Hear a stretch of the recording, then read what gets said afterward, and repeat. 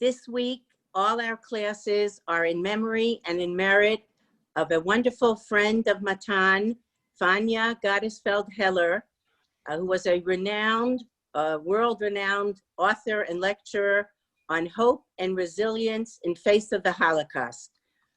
She truly believed in the highest level excellence in women's Torah scholarship and leadership, and has been a friend to Matan over these past 25 years. She passed away 3 years ago. Her yahrzeit will be on Friday, Yud Bet Mar Cheshvan. And I want to say that the learning of so many women, the learning and teaching of so many women, we have to give credit and thanks, appreciation to Fania. She was a woman who didn't only think of herself, she thought of all of Am Yisrael, Eretz Yisrael, and she even beyond that, universally, she lived in New York and lectured all over Princeton, out in California, different colleges, campuses, communities, Jewish and non-Jewish. Also went to the inner city of New York and lectured there and brought this message of hope and faith, even in times of great difficulty, to many young people, to encourage them. And as she did, as she had, she went through it personally and was able to be a role model, a light for me on a personal level, and to so many others. I also want to remind everyone, these 2 weeks are free, and we do give free shiurim and free events at Matan, Rosh Chodesh davening. Tonight, in fact, Sivan Rahav Meir will be speaking in Hebrew. It's the yahrzeit of Rachel Imenu. And these that are given free of charge as these 2 weeks to help you make a decision. But now next week, everyone has to have the link, has to be registered. And I want to say, usually, I'm Matan Yerushalayim, we usually have 7-8 weekly classes in English, but now I think it's 19. I counted on the schedule. There's Sunday English classes we never had, Sunday morning, Tuesday morning. So there's a really choices like never before. The schedule has expanded. But please, so the office, we're getting a lot of registration now. Please do it. Maybe tomorrow's a lighter day, Thursday. Please do take care of your registration already. We're waiting for you. The shiurim, I've been in and out this whole week, our last week, this week, are really at the top level, top tier, and join us. Even the Zoom, but it's together. We're learning together. Yael creates and uncreates and recreates in Torah, and we're waiting for her to begin. Okay, thank you, Malki. Good morning to everybody. I'm going to share my screen. I'm going to pull up the source sheet on the screen. Okay, there you go. It's great to be back again on our Wednesday morning regular learning. We are in Bereishit Perek Dalet, and we're talking about Cain. We're particularly today going to be talking about Cain's line, Cain's genealogy. But at the end of the last class, we spoke about Perek Dalet, Pasuk Yud Zayin, where Cain builds a city, and he calls the city after the name of his son Hanoch. Now, one point that we made at the end of the last class, I'm going to show you that this point was made by the Malbim, is that potentially, possibly, this building of a city is a tikkun for the murder of his brother, right? Of course, that is the thing that we best know about Cain. Cain is the one who murdered Hevel. Well, look at what the Malbim says here in source number 5. She'achar shehu haya harotzeach harishon, sheharas et hadat hativ'i. He is the first murderer, and he destroyed natural law. Shebazeh yu bnei adam kidgei hayam, ish et re'ehu chayim yivla. Right? He turned people into fish of the sea, where one man just simply swallows the life of another and doesn't regard life as having any value. But, and that of course is the description of Cain's murder. But, says the Malbim, Ratzal takenzot. He wanted to fix this. B'mashe yivne ir. And therefore, he built a city. Because what is the nature of a city? Shebayit chabru ha'anashim lekibutz medini. That it brings people together. It gathers people together for political purposes. V'yasu b'nehem chukim v'nimusim. They make laws together. They create social norms of behavior. Uve'ofen sheyazru ze lezeh. They have to engage in cooperative activities. And of course, this, says the Malbim, this is a tikkun for murder. That Cain wants to create fraternity between people, cooperative behavior, and therefore the building of a city, that suggests a certain kind of tshuva, a certain kind of repentance, a certain desire to try to fix what has gone wrong. And yet, the flip side of this, and the other way of looking at this, I mean, the Malbim looks at this as a very positive kind of thing. But the flip side of this is that perhaps city building here is a negative thing. Perhaps building here shows us that this is, in fact, something very negative about Cain. Cain, of course, now instead of wandering the land as God has told him to do, he settles in a city. And what is he doing by settling in a city instead of doing penance for murder? And don't forget that one of the classic punishments, or I would not even say punishments, but rehabilitations for murder, is that we exile murderers, right? Think of the Ir Miklat, right? The city of refuge, where we send those people who murder by mistake, right? Exile is the classic punishment for murderers, but not just punishment, attempt to rehabilitate murderers. Why? Because exile weakens people. Don't forget, Cain's strength came from the fact that he was a landowner. And so when God sends Cain off to wander the world, he's weakening Cain, and he's giving him the ability to rehabilitate. And so perhaps the idea of building a city is his attempt to flout God's attempt to rehabilitate him, God's attempt to weaken him. And that this notion of building a city is not a tikkun, but rather it's an attempt to edge out God, to declare his own self-sufficiency. Now, I'll say something else about city building, and that is that, of course, city building can be an act of hubris. It can be an attempt to glorify humans. It can be an attempt to band together in order to create something which is going to glorify human productivity, human cooperative efforts. And one of the ways in which this finds self-expression, I think that this to some degree is the story of Migdal Bavel, right? Why is Migdal Bavel built, right? What is the goal for the people of Bavel? To build this great tower, what they're trying to do is shame. We want to glorify ourselves. We want to leave behind something that remembers us on this earth. It's about glorification of humans. So this suggests something very negative, right? That instead of Cain trying to do a tikkun for his act, as the Malbim said, Cain is doing something which is trying to kind of divest himself of his dependence upon God, and instead saying, I don't need you, God. I can build something which leaves behind a piece of me in this earth.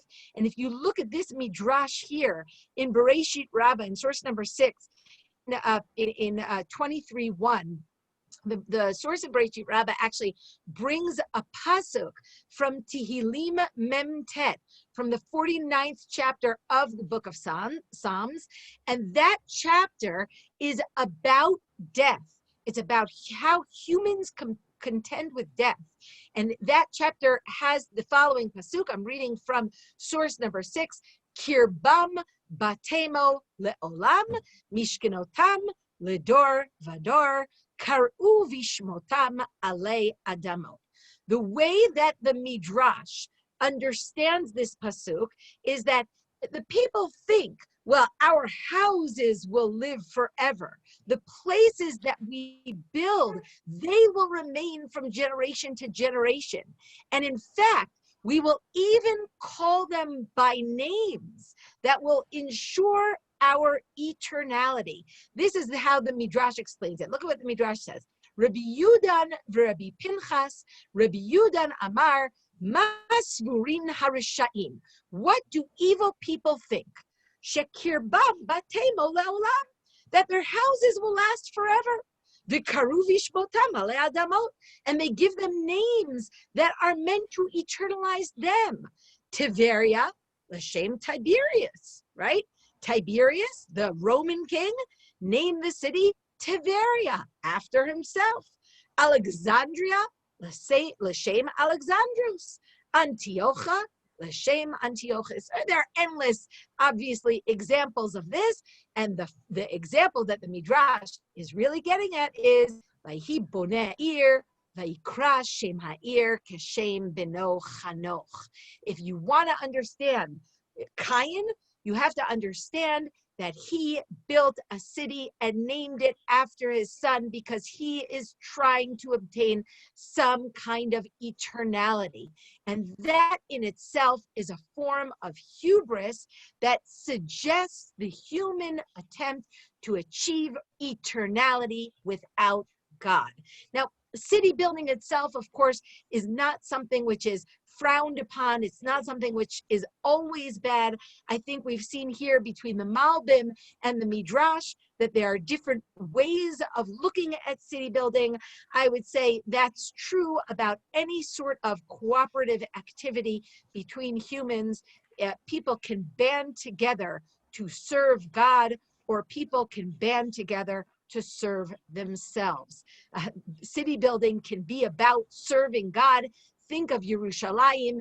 Yerushalayim is called in Tehillim Memchet, Ir Elokeinu, the city of God. And in Yeshayahu, chapter 60, in Isaiah chapter 60, in Pasuk Yudalid, V'karulach Ir Hashem. We called Yerushalayim the city of God. So if a city is built in order to promote the worship of God, in order to get people to band together, to build a Beit HaMikdash, to disseminate the word of God in the world, Ki mitzion teitzei Torah udvar Hashem Yerushalayim, from Zion goes forth God's instructions. It is using the city in order to disseminate the word of God. That is a good use of a city. And yet the Midrash suggests here that Cain's use of the city is in order to promote himself. So what I think is going on here is that this whole discussion, again, it's looking at these prakim in Bereishit, not as the story of what happened, but as giving us a basis for understanding how human beings can function and how they should function, right? What is potentially good about city building? What is potentially bad? What is potentially dangerous about city building? I think I mentioned at the end of the last class that the word for city, ear, is etymologically related to the word air, which means alertness or watchfulness, right? So that cities are built not just to create cooperative behavior between people, but also to band together to protect and defend and keep other people out, right? So that it shouldn't surprise us terribly that the same person who invented murder also invented a city. Okay, so these are some of the things that we think about when we're thinking about Cain's line and that it leads him to build a city. I'll just mention that the Kli Yakar here comments on the words Vayhi boneh ir, which suggests a kind of ongoing building, right? Look at what the Kli Yakar says in source number 7. Vayiven lo ne'emar, right? It doesn't say he built a city.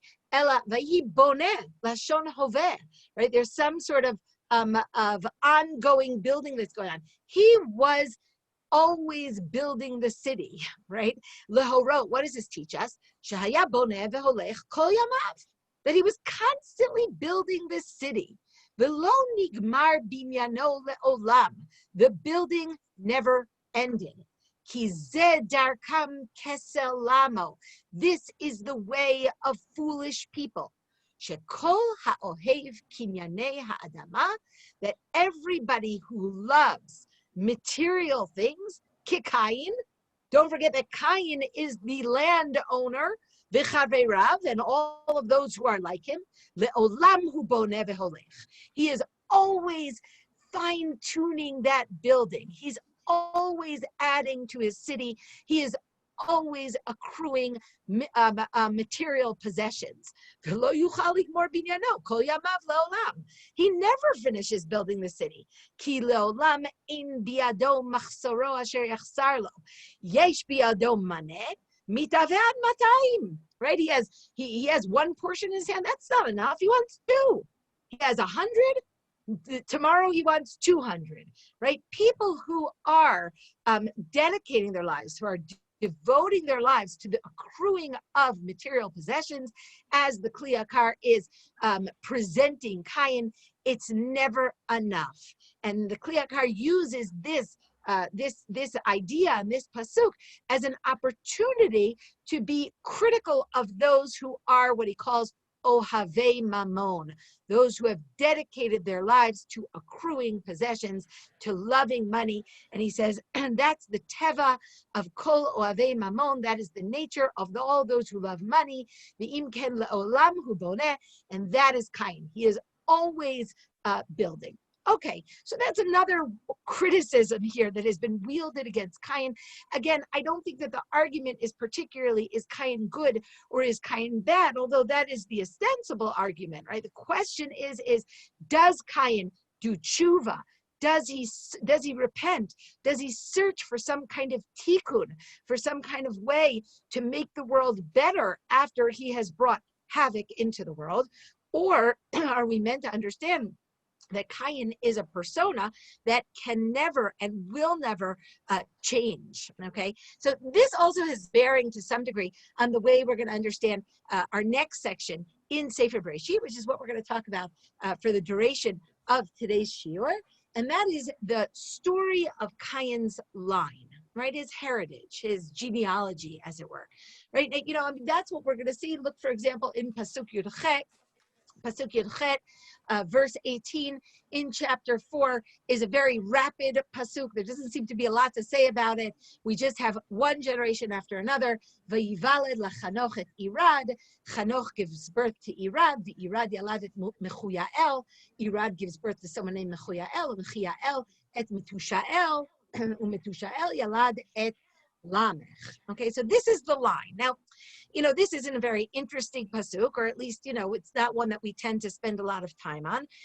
But, you know, there are a couple points that I want to make about this kind of rapid telling of of Cain's line. We see here 6 generations, right? So from Cain to Lemach is 6 generations, and the 7th generation is what we're going to focus on. Lemach's children, right? They're the productive generation, and we're going to talk about them in just a moment. But, you know, the Ralbag points out here, I didn't bring for you this Ralbag, but the Ralbag points out here that it's interesting that we know nothing about them. We don't know how old they were when they gave birth. We don't know how long they lived. That's very much, this very rapid genealogy is very much in contrast to Parak Hay. Just glance for a moment at the genealogy in the following chapter, in chapter 5. Just look at, I don't know, let's just look at Pasuk Vav, you know, for example. Vayichi Shet 5 shanim u'me'at shana. Shet lived for 105 years. Vayoled et Enosh. And then he had Enosh. Vayichi Shet acharei holido et Enosh 7 shanim u'shmonem me'ot shana vayoled banim u'banot. Right, he lived after he gave birth to Enosh 807 years, and then he had many children. Vayu kol yemei shet 12 shana Uchamel Chana Vayamot. Okay, so, this description of Shet giving birth to Enosh, which contains both his age when he had the child and the fact that he had other children and his age at death. It's a very long, protracted description. I could have done it in 2 words or in 3 words. V'shet holid et Enosh. And then I could have gone on, right? The Enosh holid et Canaan. And instead, the next chapter is going to spend a great deal of time on its genealogy. And what Ralbag suggests is that this already indicates to us what we know, and that is that Cain's line is going to be wiped out. Cain's line is not going to last, okay? It's going to be wiped out in the flood. There is no eternity in this line, and that's the reason that, we're kind of rapidly telling the story, and we don't pause and give them any sort of kayama, right? Any sort of real existence. All right. The other thing that the Midrash points out, and again, you can do this with almost any name, but the Midrash here wants to suggest that all of the names in this line are names that suggest their erasure. Again, looking ahead, right? Looking ahead, that Cain's line is going to be wiped out in the flood. The Midrash says as follows. I'm in source number 8. Amar Rabbi Yoshua ben Levi, Kulhon Lashon Marduthen. All of them are from the language of rebellion, but actually, when they actually do the name etymologies, they don't talk about rebellion. They talk about erasure. Irad or Dan ani min holam. Irad is called Irad because I heard him out of this world. Mechuyael, mochan ani min holam. Mechuyael is called Mechuyael because he's erased from the world. Metushael, metishan ani min holam. Metushael is called Metushael because he's wasted from this world. It's very fancy footwork that's being done here. But the Midrash is pointing out that this line is not going to last, that this line is destined for erasure. You want to understand why this line is destined for erasure? Well, that's what's going to happen in our next few psukim, right? Until now, all we know is Cain. We know that Cain murdered his brother. We know that he then built a city. We have very sparse information, but now we're going to get a rather detailed story, which is still very enigmatic, and we're going to have to try to understand it. Okay, let's start with Pasuk Yutet.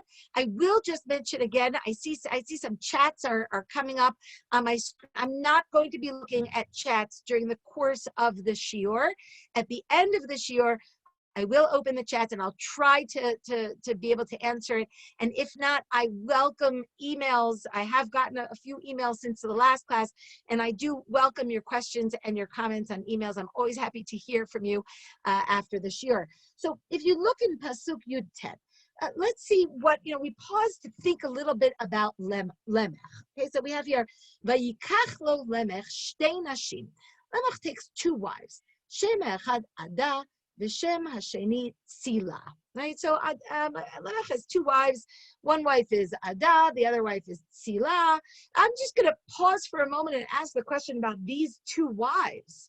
Many Mefarshim note that this is the first time that we have polygamy. There haven't been that many marriages yet, so it's not, we don't have a lot of information to go on. But this idea that there is polygamy, is that itself a bad thing? Now, I know a lot of you are thinking, well, Abraham and our forefathers and David, there is a lot of polygamy in the Torah.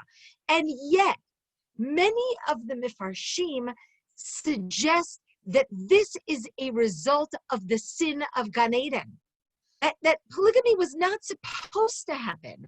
And if you look back in Bereishit Perek Bet, Pasuk Kav Daled, that really does seem to be what is indicated here, right? Al Kain Ya'azov Ish et Aviv et Imo v'davak be'ishto v'hayu levasar echad. Therefore, one man should leave his father and mother and cleave to his wife, and they will be one flesh. Now, obviously, I'm biased. I imagine most of you are somewhat biased against polygamy.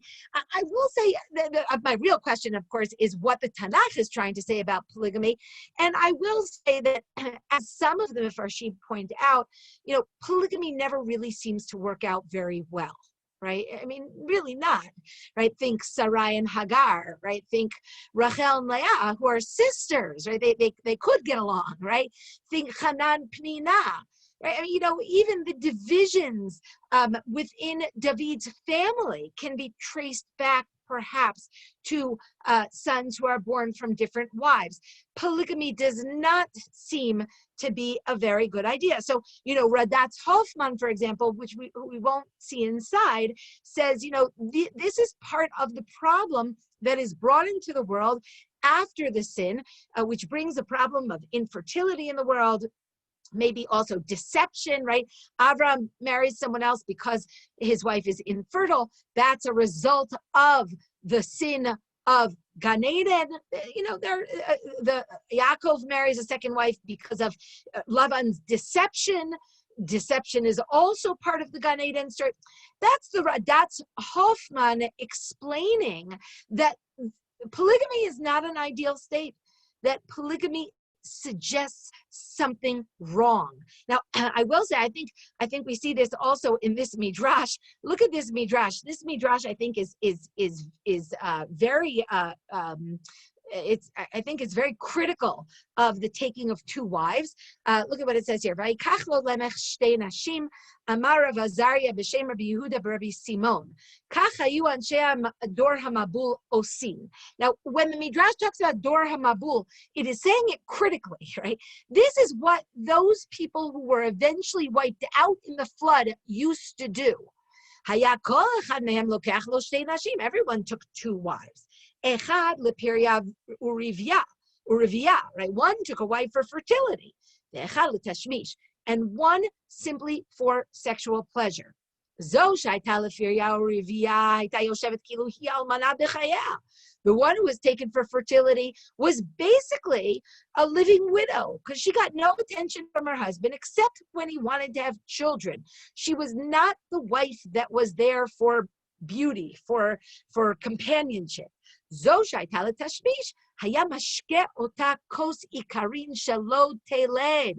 Right? He would give her some kind of potion that made her infertile, which itself seems to be really very against what Bereishit is about, which is pruervu, right? Be fertile. Right? And she would always adorn herself. Look at the word kazona, like a prostitute, right? This is obviously a very critical description of Lemech taking two wives. Obviously, the problem with this approach is that both of his wives have children. So it sounds like, right? I mean, according to this midrash, obviously, the fact that Tzila has children, because Tzila is supposed to be the one just for sexual pleasure, that's kind of,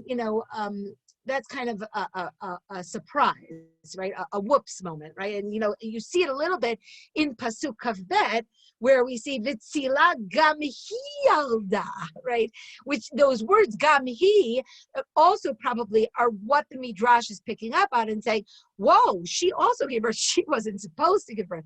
But in any case, I think that this description of Lemech taking two wives has been seen by some of the different Mefarshim as itself suggesting that something has gone wrong in the world.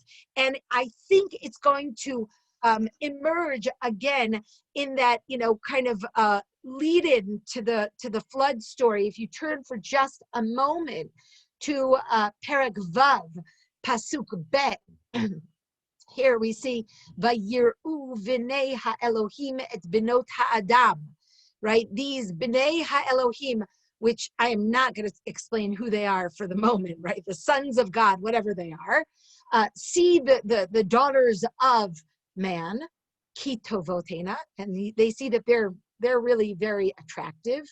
Like chulahem nashim, mikol asher bacharu. They took lots of women. Okay, so that kind of echoes. Vayikach lo lemach shtei nashim. He took 2 wives. And later on, the event or the act that is going to lead us into the destruction of the world echoes Lemech's act. And that perhaps is a confirmation that the act itself is troubling. Okay, but I don't want to get too stuck here because some more interesting things are about to happen. So let's look in Psukim Kaf and Kaf through Kaf Bet. Here we have the 7th generation. Okay, now in this 7th generation, Lemech is going to have 3 sons. And I will just say, a lot of the end of the line tends to often end with 3 sons, right? Noach has 3 sons, Shem, Ham, and Yefet. And from there, the world emerges, okay? Terach has 3 sons, Avram, Nahor, and Haran. And that's the end of the Shem line. So Cain's line also branches out into 3 sons. Their names are Yaval, Yuval, and Tuval Cain. Sort of sounds like the same name, right? Okay, let's look at what it says here. Vateled Ada et Yaval, right? So Ada gives birth to Yaval, hu haya avi yoshev ohel umikneh. He was the father of the one who dwells in the tent and herds or ranches or has lots of cattle. V'shem achiv Yuval, and the name of his brother was Yuval. Hu haya avi kol tofes kinor ve'ugav. He was the father of all of those who held the lyre or the harp and the flute or the pipe organ. We don't really know how to identify with great certainty the nature of these instruments, but he invented musical instruments. Vitzila gam hi yalda et Tuval Cain. She gave birth to somebody named Tuval Cain. Lotesh kol choresh mechoshet uvarzel ve'achot Tuval Cain Naama. So she gave birth to Tuval Cain. He is the polisher or maybe the sharpener of all of the implements of bronze and iron. And the sister of Tuval Cain is Naama. Okay, so this is really rather elliptical. What I think is interesting here also, before we even begin, is the word avi, right? This is the first time we have that word, right? But what I think is really important is that in this case, they are the fathers, not of humans that endure, right? Because their generation is going to be wiped out, but they're the father of innovations endure, right?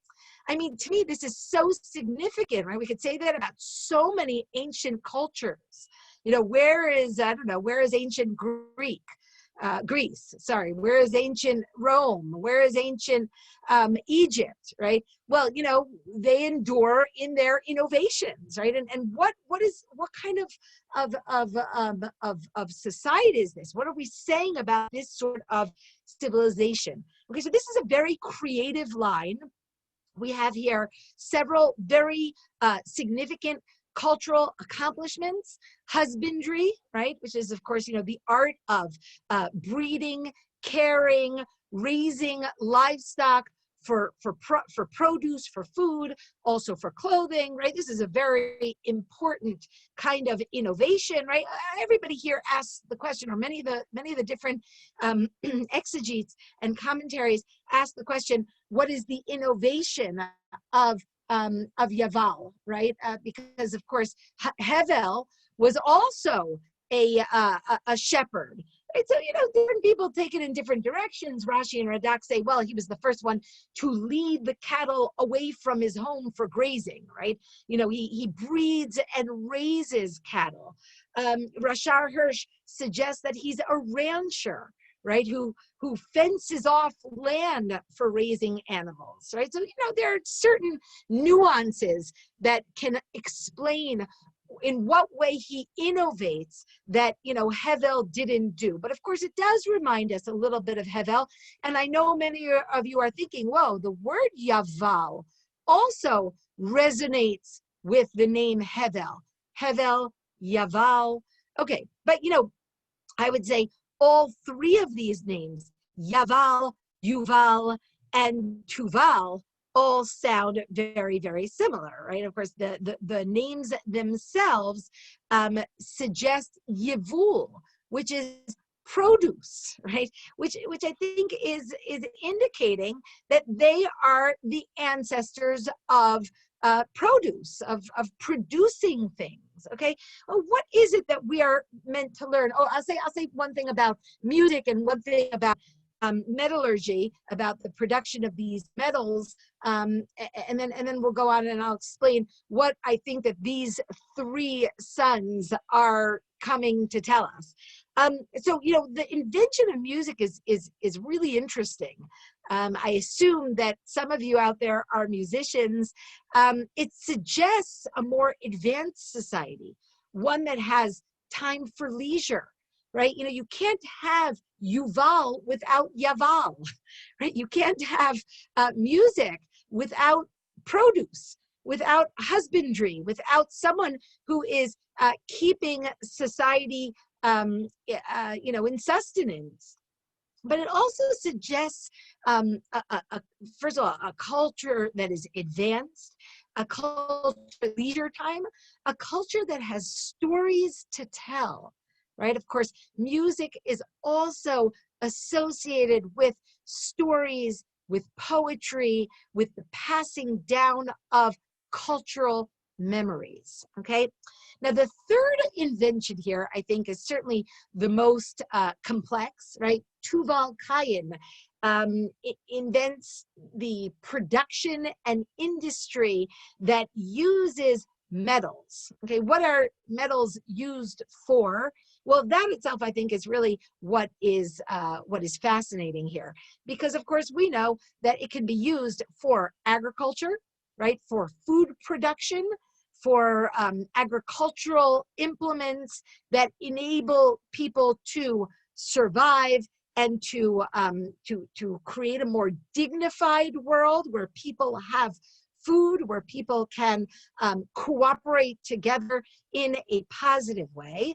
And of course, all of us know that these same kinds of implements can be used for weapons, can be used for violence. I mean, just think of the famous verse in Isaiah 2, where we're told that in the ultimate end of days, we will beat down the swords into plowshares, right? That's drawing our attention to the fact that these kinds of metals can accomplish both of these things, right? It can be one or the other. And I think, at least according to the verse in Yeshayahu, it's kind of an either or situation, right? You either use it to cut down society, to create a violent society, or you use it in order to help society, to contribute to society. And of course, one of the things that we're already noting here, and I think it's something that we all know, this isn't something that comes as any surprise, but this is the very beginning of Bereishit. What we're already kind of sensing is that technological progress does not necessarily mean moral advancement, right? Even with the music playing in the background, and let's suggest that the music is Wagner playing in the background, well, I think you know where I'm going with this, right? One can be still using those implements to destroy society. Technological advancements and progress do not always mean moral progress. Okay, so that's the nature of these inventions. What are these three?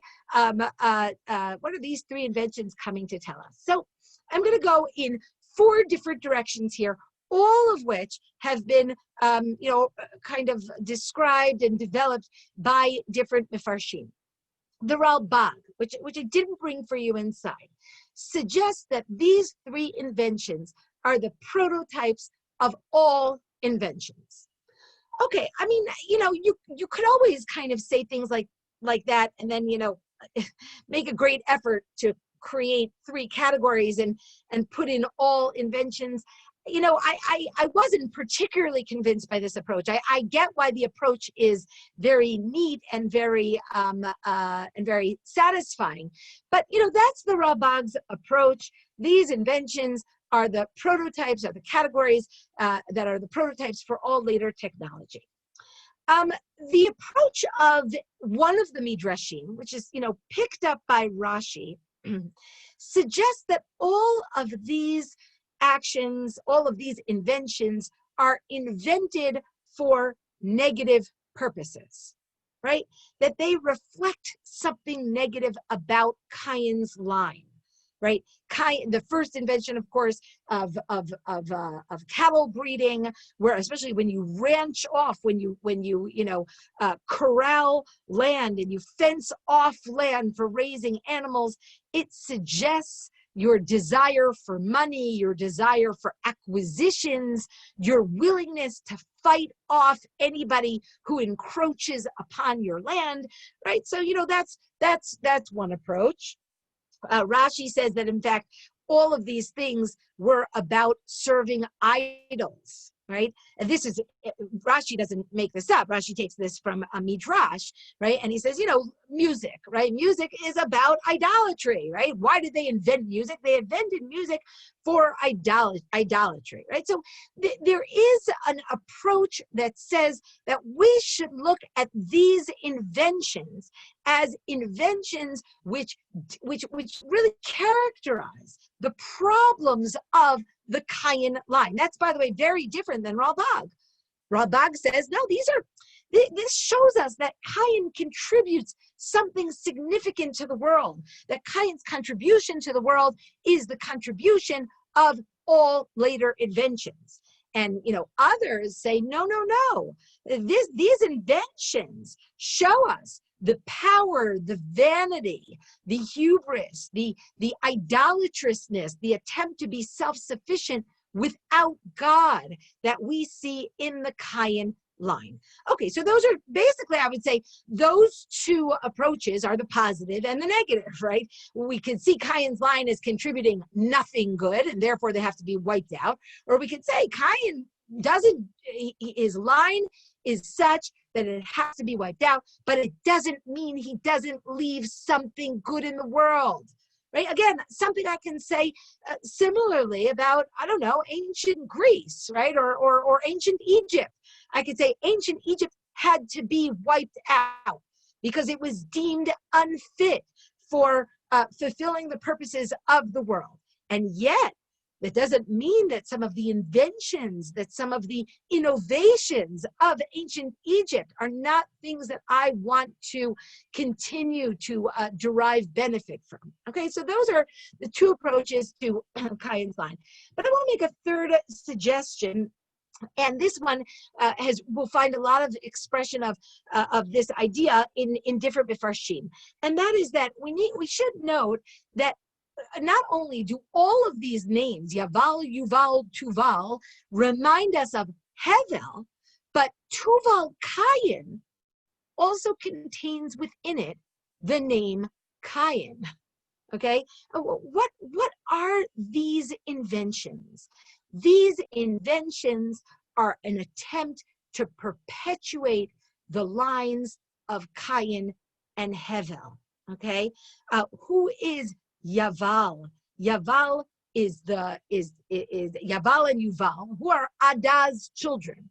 Adah's children are the ones who are the continuation of Hevel in this world.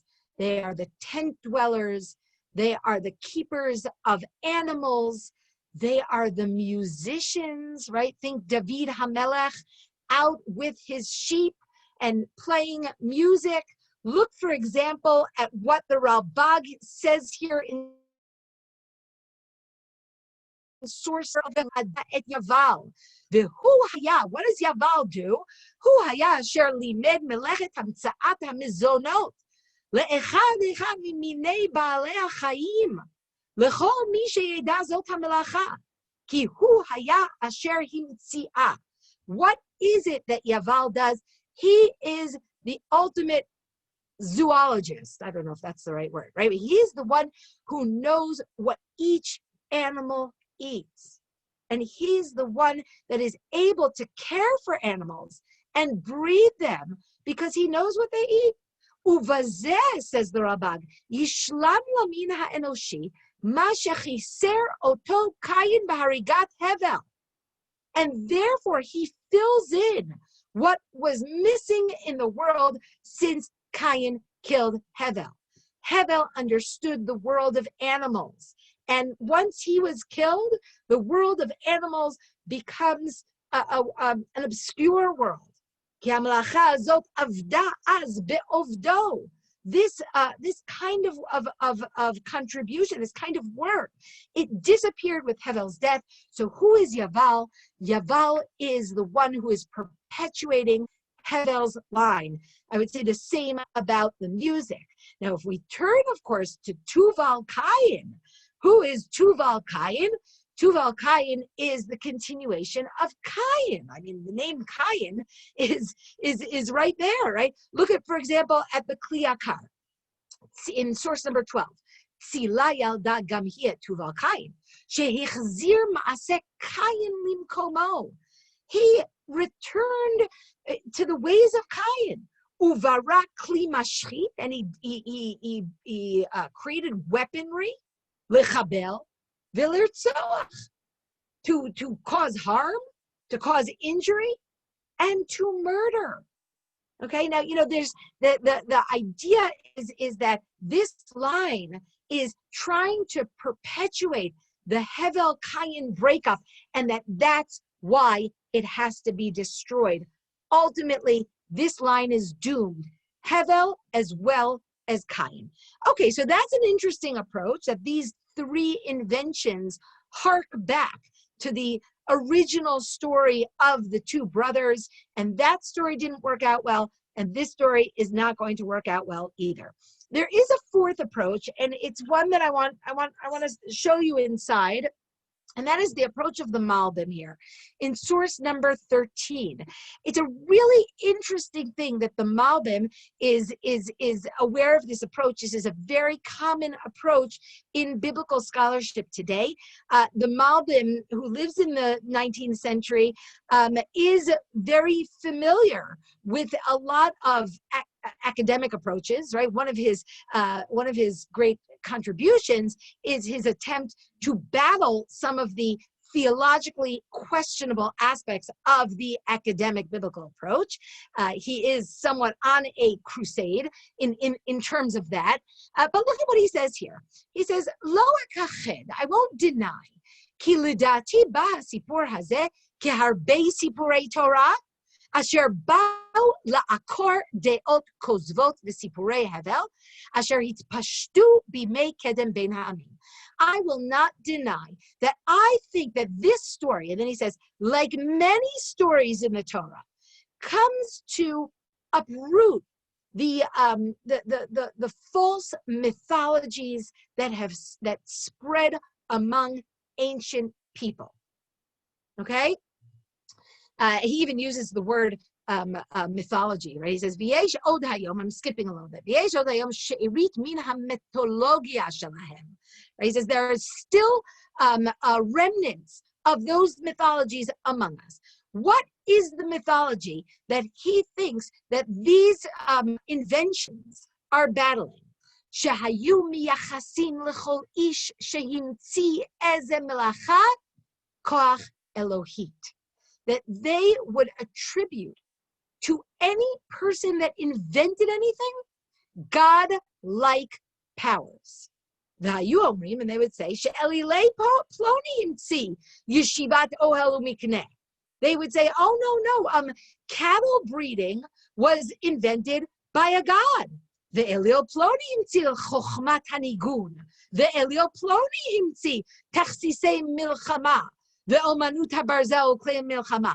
In other words, in ancient polytheistic mythology, all inventions, including fire, for example, were given to the world through the grace of the gods. Now, some of you may remember that last year, when we learned Bereishit Perek Aleph, we spoke a little bit about ancient, creation myths in Mesopotamia, and what kind of attitudes formed that mythology. And one of the things that I said was that one of the characterizing features of polytheistic mythologies is that basically gods are very human-like, and humans can have a lot of godlike aspects. What does it mean gods are very human-like? It means that gods are subject to the same weaknesses and foibles and emotions and negative qualities as humans are. Gods are basically superhuman humans, right? And another thing that I noted was that these mythologies are very negatively inclined towards humans. Humans are there to serve the gods. At best, they're annoying. At worst, they need to be destroyed, right? We're going to see when we get to the flood story that the ancient mythologies that have a flood story tend to explain that the reason that the world was destroyed by flood was because people were making too much noise and they were bothering the gods. There's something very anti-humanistic about the idea, and I'm coming back to the Malbim, the idea that human beings are the recipient of innovations. They get it out of whole cloth from the gods, right? Rather than celebrating human achievement as we have in Bereishit Perek Daled.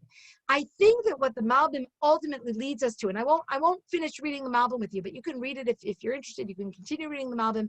What I think that the Malbim is pointing us to is this understanding that one of the things that is happening in Bereishit Perek Daled is not just a kind of quiet polemic against mythologies that see the divine beings as the fathers of all innovations, but rather it's also drawing our attention to the greatness that humans can achieve, the great innovations that humans can achieve, and it's encouraging humans to achieve that. At the same time, of course, what we are going to recognize is the dangers that emerge from innovations, the hubris, the sense of edging out God, the self-sufficiency that it can create, and of course, the way that it can be wielded in order to obtain power and to put yourself over other human beings. Okay, well, we'll come back to that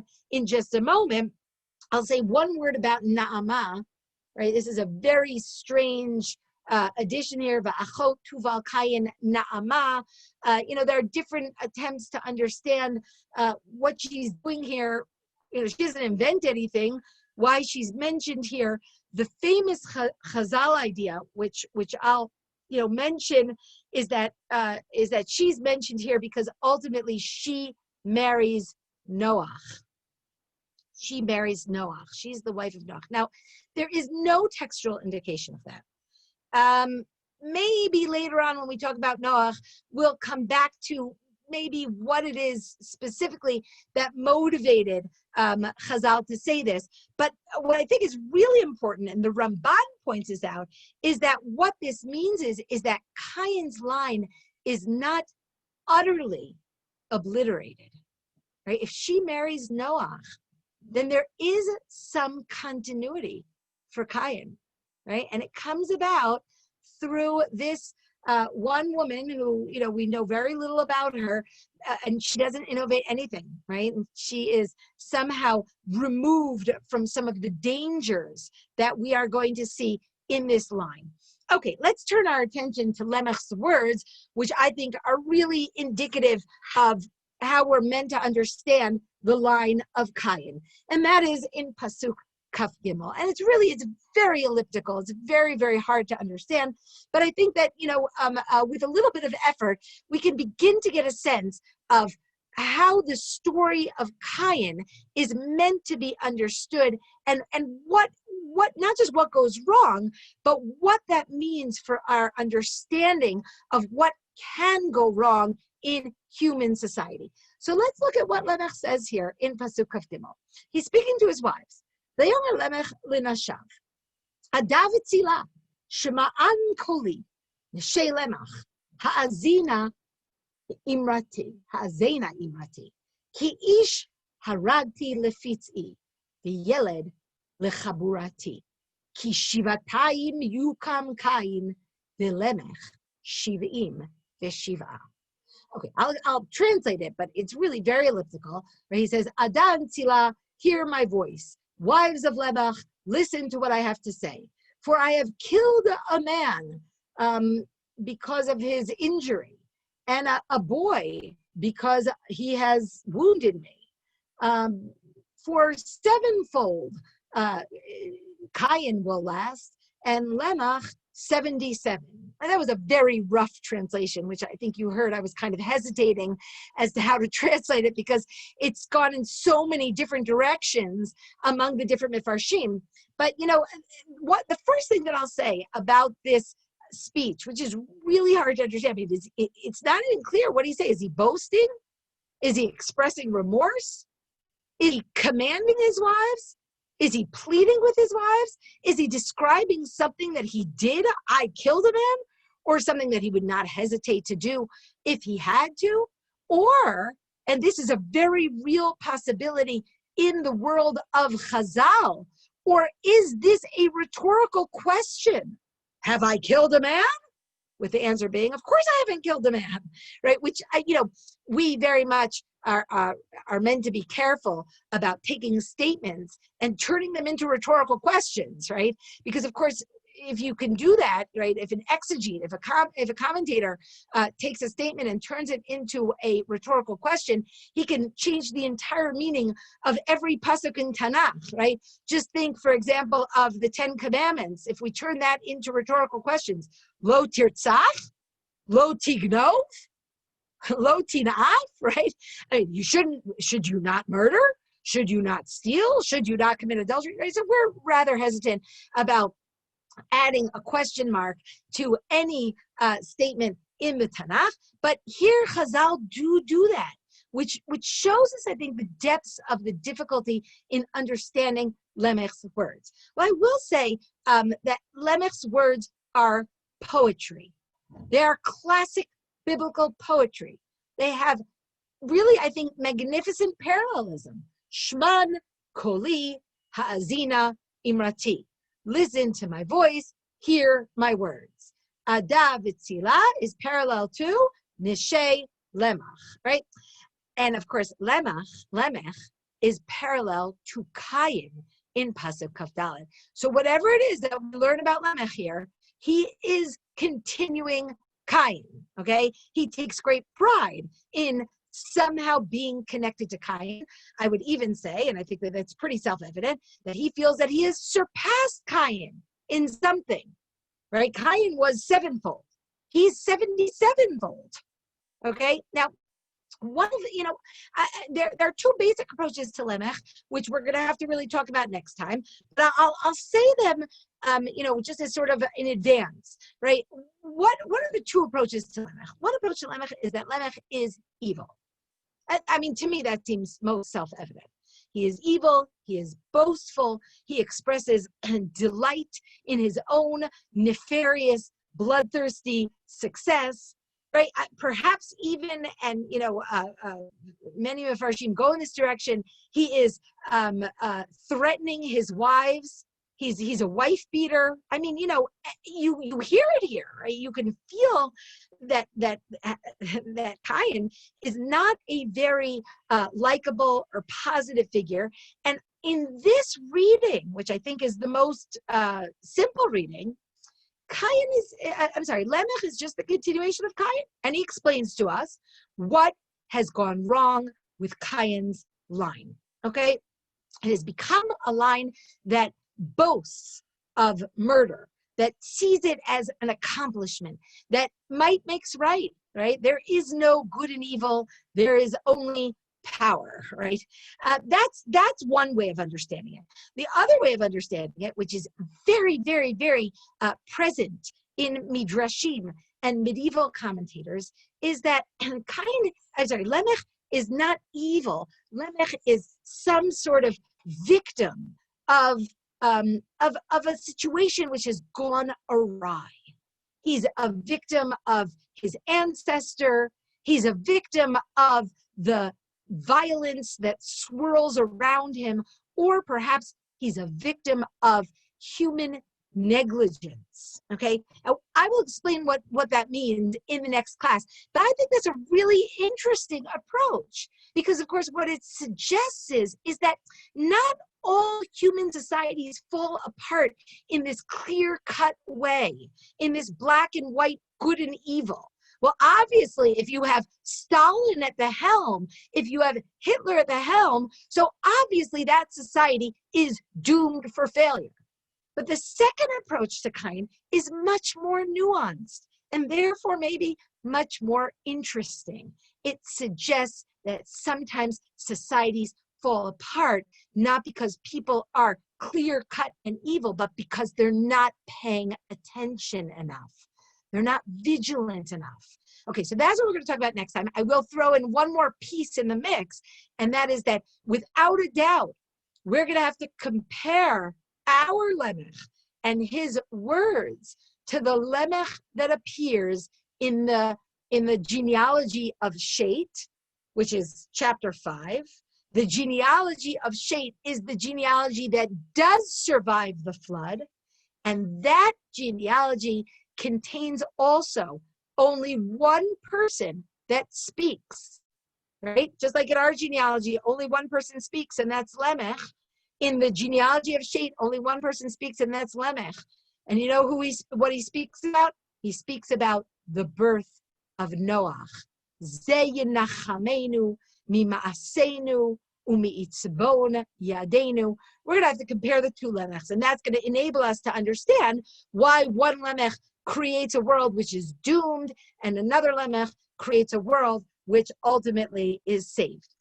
Okay, for the moment, I'm going to stop share. I'm going to get to see, hopefully, to see a view of as many people as I can. I'm also going to look at the chats. Let's see. I'm not sure I'm going to be able to get to all of these chats. Let's see what we have here. Yerushalayim Shlema.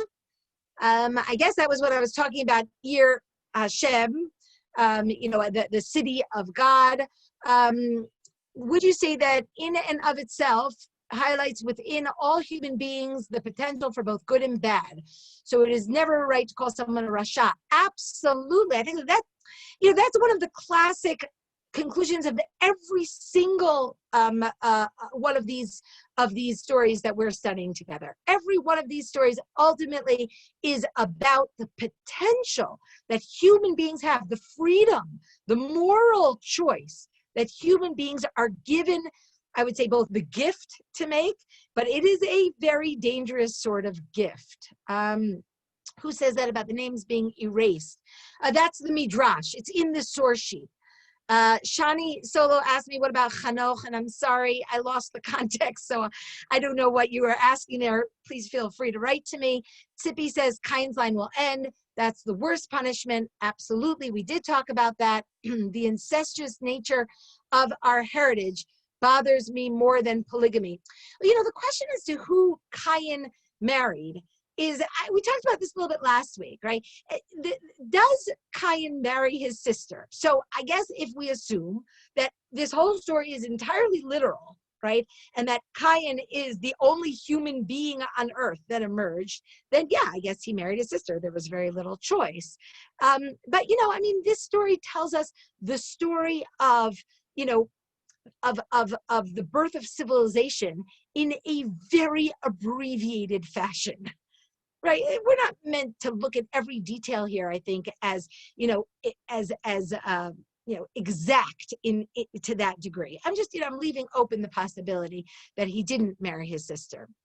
But again, I don't really know. We only really have what the stories tell us. And as I mentioned last time, Shadal says, was it Shadal? Or maybe Rav Shimshon Hirsch says, those are the wrong kinds of questions. Not that I'm denying the ability to ask the questions, but Rav Shimshon Hirsch says, those are the questions that we're asking. We're not asking what happened, we're asking what always happens. And obviously what always happens is not that brothers and sisters marry each other. That clearly is not what we want to happen. Okay, someone wrote here about the dedication of my class in memory of the Landa and Goldberg family annual memorial. So my class was also dedicated in loving memory of Sarah and Louis Goldberg, Minora and Elliot Landa, Libby Wynn Landa, dedicated by Sarah Ann. Okay, so I don't see Sarah Ann, but I will just make that dedication in retrospect. Okay, Adina asks, if Cain's line was ultimately destroyed, what's the significance of describing Lamech's children as the ancestors of each of their fields? So I do think I related to that, right? In other words, the idea I think is really that even if a civilization has to be destroyed, it doesn't necessarily mean that all of their accomplishments go with them, right? Which I think is the classic idea of Egypt, right? I will just throw into the mix this idea, which we all know, which is that Am Yisrael, the roots of Am Yisrael are in ancient Egypt, right? You take the good and you dispose of the chaff. Right? What did we learn from ancient Egypt? I mean, we learned how to build, we learned how to govern, we learned how to, write maybe. Actually, that's a good point, right? You know that there's a big debate today about who really invented alphabetic writing. And there's a strong indication that, I'm just going to say we did, right? But that, it was ancient Hebrew Semites who had emerged from slavery and built the alphabet on the hieroglyphic system. Now, I can't get into, for the moment, how and why we know that, but that is one very important theory. So we took that from Egypt. Now, obviously, all of the things that we possibly took from Egypt also has to be filtered through a new lens, the lens of morality, the lens of serving one supreme, omnipotent God, right? So that even if we take governance from Egypt and we learn about the importance of strong centralized government, we are creating not a kingship, not a monarchy in which the king builds buildings that bear his name, as we saw, I think Ramses II, that inscribed his name everywhere on his obelisks and on his monuments and on his throne and on his temples and on his pyramid, everything. Everywhere he was inscribing his name. No. Our king builds a building, Asher Shem Hashem Nikra Alav, that bears the name of God. So did we take something from Egypt or did we reject Egypt? The answer is we took something from Egypt and we rejected Egypt, right? So, that's, I think, maybe the reason that we are recognizing that Cain's line, which may certainly has to be destroyed, may also leave something behind. Okay. I think that's all we have time for today. I'm gonna, wave at everybody that I see here. I see Judy and Sippy and Joanna and Sheva and Donna, and I'm sorry that I can't mention anybody by name and can't mention everybody by name. Hi, Debbie. But as you mentioned last week, it's like romper room. But I'm just so happy to see everybody, and I really dive in that we can all meet in person soon in a safe and healthy learning environment. But until then, I'm very, very grateful to see you all every Wednesday morning. So I wish you all a continued good week. And if I didn't answer anybody's question, please feel free to email me at yaelziegler@gmail.com. Bye, everybody. Shabbat Shalom.